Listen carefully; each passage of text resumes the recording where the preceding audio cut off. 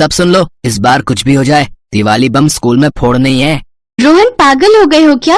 जानते हो ना रस्तोगी मैम कितनी गुस्से वाली हैं। उनकी एक आवाज से तो तुम भीगी बिल्ली बनकर क्लास में छुप जाते हो और बात करते हो स्कूल में पटाखे छोड़ने की। इम्पॉसिबल। उन्हें पता ही नहीं चलेगा। हम ये पटाखे स्कूल के पीछे जो स्टोर रूम है ना, वहाँ पर चलाएंगे। वहाँ पर कोई नहीं आता।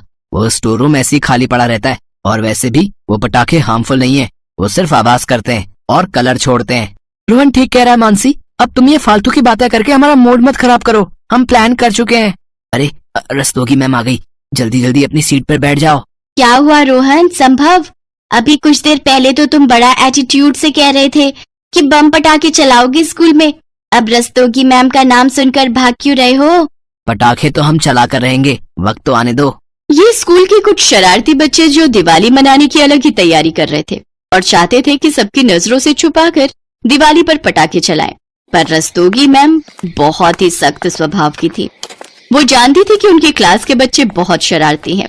रोहन, संभव, आशीष, तुम सब कान खोलकर सुन लो। मुझे सब पता है कि तुम बहुत शरारती स्टूडेंट हो, इसलिए मुझे जरा सा भी पता चला कि तुम सब ने किसी भी तरह की आतिशबाजी स्कूल में छोड़ी है तो फिर सजा से कोई नहीं बच पाएगा। बच्चों, कल धनतेरस है। कल स्कूल में दिवाली पूजा और सेलिब्रेशन है, इसलिए सभी बच्चे अपने अपने घर से दिवाली डेकोरेशन का सामान, दिया, मोमबत्ती वगैरह लेकर आएंगे।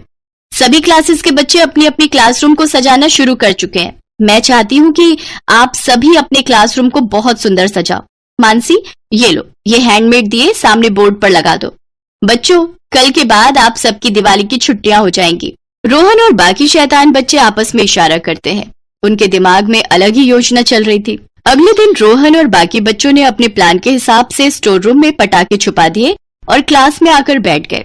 सब बच्चे पूजा के लिए हॉल में जाएंगे, इसलिए लाइन बना लो। और आप सब डेकोरेशन का सामान लाए हैं? यस मैम, सब बच्चे लेकर आए हैं। मैंने आपके टेबल पर रख दिया है। ठीक है, पूजा से आने के बाद आप सब क्लास को डेकोरेट करोगे। क्लास के सब बच्चे नीचे हॉल में दिवाली पूजन और सेलिब्रेशन के लिए चले जाते हैं। सब बच्चे हॉल में पूजा कर रहे थे, पर रोहन और बाकी शरारती बच्चों का ध्यान तो पटाखे छोड़ने की तरफ था। वो लोग मौका देखकर चुपचाप सबकी नजरों से बचते हुए स्टोर रूम में पहुंच जाते हैं और वहां पर खूब सारे पटाखे छोड़ने लगते हैं। पूरे स्टोर रूम में कलर फैल जाता है। तभी रस्तोगी मैम वहां आ जाती है। सब बच्चे उन्हें देखकर सहम जाते हैं। मैम, ये मेरा आइडिया नहीं था, ये सब रोहन का आइडिया था। मुझे पनिशमेंट मत देना मैम। मैम, मैंने अकेले नहीं चलाए, इन दोनों ने भी मेरा साथ दिया है। मैम, ये दोनों मुझे फंसा रहे हैं, मैं तो इन्हें मना कर रहा था। एकदम चुप। अब तुम तीनों को प्रिंसिपल मैम ही सजा देंगी। चलो मेरे साथ, मैम के पास चलो। मैंने मना किया था ना कि स्कूल में कोई भी पटाखे नहीं चलाएगा। अगर तुम में से किसी को कोई नुकसान पहुंच जाता तो क्या करते? आपके पेरेंट्स को हम क्या जवाब देते? अब आप तीनों को सजा देनी होगी, तभी सुधरोगे। सॉरी मैम, हमें माफ कर दीजिए प्लीज मैम। मैम, गलती हो गई, सॉरी मैम। रस्तोगी मैम अभी बच्चों को लेकर जा ही रही थी कि तभी प्रिंसिपल मैम और बाकी टीचर्स भी वहां आ जाते हैं।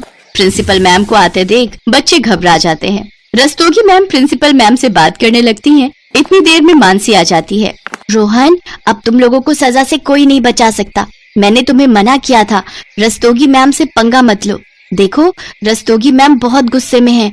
वो प्रिंसिपल मैम से न जाने क्या बात कर रही हैं। तभी प्रिंसिपल मैम बच्चों को अपने पास बुलाती हैं। बच्चों, इस तरह से कौन ड्राइंग करता है? तुमने तो अपने सारे कपड़ों पर कलर लगा लिया, आगे से ध्यान रखा करो। रस्तोगी मैम कह रही थी कि तुम सब बच्चों ने दिवाली की बहुत अच्छी पेंटिंग्स बनाई है। अब तो छुट्टी का टाइम हो रहा है। आफ्टर वेकेशंस मैं तुम्हारी सबकी दिवाली की पेंटिंग देखूंगी। ओके बच्चों, enjoy your holidays and happy Diwali. Rohan, संभव और आशीष कुछ देर के लिए तो दंग रह गए। रस्तोगी मैम ने प्रिंसिपल मैम से उनकी शिकायत की ही नहीं। रस्तोगी मैम प्रिंसिपल मैम के साथ चुपचाप वहां से चली गई।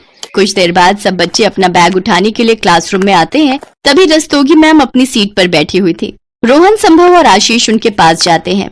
सॉरी मैम, हम प्रॉमिस करते हैं आगे से आपको ऐसी किसी भी शिकायत का मौका नहीं देंगे। Sorry ma'am, sorry ma'am. It's okay. अब छुट्टियां एंजॉय करो और सेफ दिवाली मनाओ। ओके? और एक बात, दिवाली की छुट्टियों में दिवाली की पेंटिंग जरूर बनाना। प्रिंसिपल मैम तुम तीनों की दिवाली के बाद वो पेंटिंग जरूर देखेंगी। चलो, अब छुट्टी हो गई है, सब बच्चे अपने अपने घर जाओ। हैप्पी दिवाली। सब बच्चे खुशी खुशी घर चले जाते हैं। रस्तोगी मैम एक सख्त टीचर तो जरूर थी, पर कभी कभी बच्चों को उनकी गलती के लिए समझाना सजा देने से बेहतर होता है। और ये बात रस्तोगी मैम जैसी समझदार टीचर को बखूबी पता थी। रोहन, संभव और आशीष उस दिन के बाद कोई शरारत नहीं करते। वो अपने अपने घरों में सेफ दिवाली भी मनाते हैं और बहुत सुंदर पेंटिंग्स भी तैयार करते हैं। दिवाली की छुट्टियों के बाद जब वो अपनी पेंटिंग्स बनाकर लाते हैं तो रस्तोगी मैम समझ जाती हैं कि उनकी क्षमा और सीख व्यर्थ नहीं